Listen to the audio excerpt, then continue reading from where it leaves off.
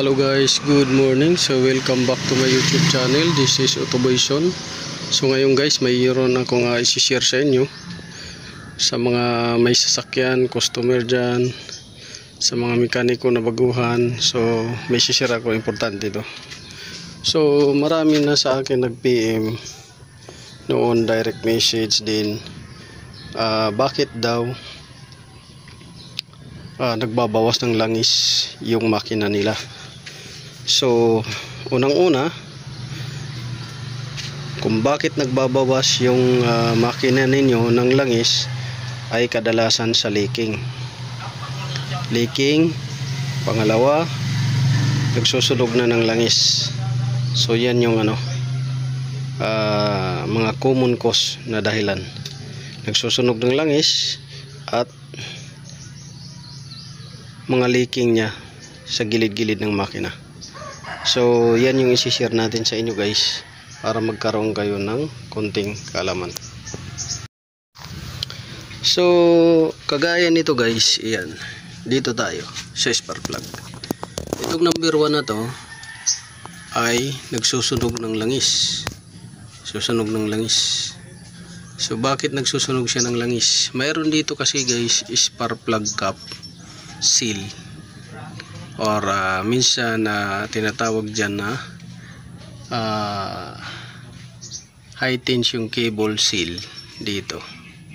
Pag yun sira na, tumatawid yung langis dito. So that's the time na magsusunog na siya ng langis dito. Maliban doon sa intake valve, exhaust valve na lumulusot sa valve guide, valve seal, dito rin nagsusunog ng langis itong spark plug hole. So yan basa doon sa dulo, ilalim, basa. So meaning yung seal dito ay umaangat na. So ang remedy yan, lalagyan ninyo ng silicone. Pero kung doon lumulusot yung langis sa may intake valve, sa mga exhaust valve, kailangan yun ay top overhaul. So dito hindi naman to mausok na makina, pero check natin yung spark plug kung nagbabasa ba. So nagbabasa nga yung spark plug. So yan yung mga common cause na So pangalawa, pagka dito guys, yan, gilid niya ng valve cover, pagka matigas na yung seal, ang remedyo yan, lalagyan ng sealant. Pero kung crack na, palitan nyo na lang pag crack na. So yung valve cover seal, yan yung isang dahilan din kung bakit nagbabawas ng langis yung sasakyan ninyo. Maliban doon sa crankshaft, oil seal, front at saka rear. So doon rin lumulusot yung langis. So yun yung sinasabi ko sa inyo na mga leaking. So importante yan, dahil pagka yung oil kumalat sa makina ninyo ay mabilis uminit yung makina. At minsan yung mga natutuluan na wire hose nagiging malutong, at minsan nagkakaroon ng short pagka pumasok na sa connector yung oil. So kagaya dito, yung connector ng alternator, katapat nito, tumulo dyan, yan, tuyo na yan siya guys, dahil nilinis ko ng gasolina, nilinis ko ng degreaser, nilinis ko rin ng carb cleaner para matuyo siya, maalis yung langis. So kagaya nito, pupunta doon yung oil, magsushort yung alternator, lalo na kung matamaan yung carbon brush nya. So dito pinatuyo natin yan gamit ang blower para maalis yung basa-basa na oil, langis, pati dito sa exhaust. So nagkukos yan guys ng sunog yung langis, nagkukos din yan ng shortage electrical, nagkukos din yan ng overheating ng makina. Dahil pagka puno na yung gilid ng mabilis mag-init yan, luluto na ng langis yung makina ninyo sa gilid. So kailangan ilinis yan ninyo. Lagayin nyo na. Yan, nilinis natin. So yan yung sinasabi ko sa inyo kung bakit nagbabawas ang langis at minsan nagkukos ng sunog, nagkukos ng overheating, nagkukos ng shortage ng wire, nagkukos din ng palyado ng makina. So yan yung mga kadalasan na problema sa mga nagbabawas ng langis. Yan.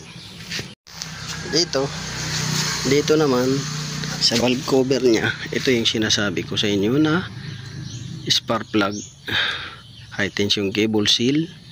Yan, nagiging malutong yan, pero kung mahirap hanapin, lagyan nyo lang ng silicone dito silicone at salpak ninyo. So yun, para makatipid.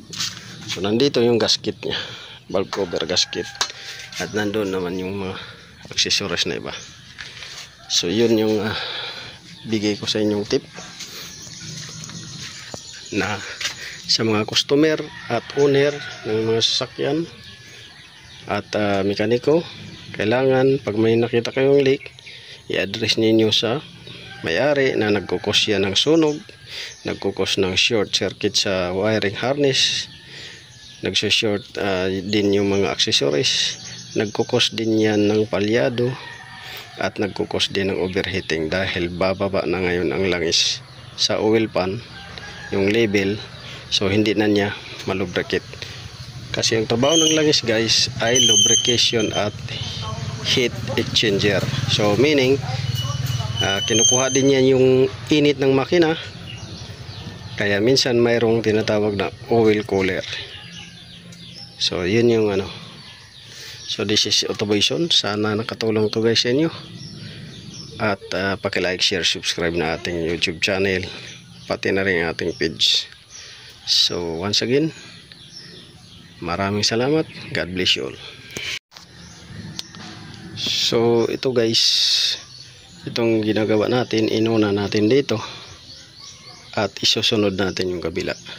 So hindi natin pwedeng pagsabayin sila dahil matrabaho at delikado, baka malaglagan yan ng mga dumi o tornilyo o whatever na malaglag dyan, kung ano-ano man, kailangan i-close natin. Pagkatapos dito, doon naman tayo sa kabila.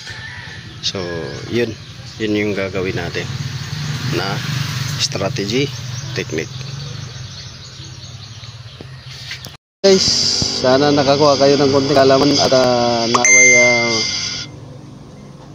i-share din ninyo sa ibang kaibigan ninyo para magkaroon din sila ng konting idea. So ganun lang, pagpalyado at nagbabawas ng langis, silipin ninyo yung mga pinakita ko. So this is Otto Boyson. Maraming salamat. God bless you all.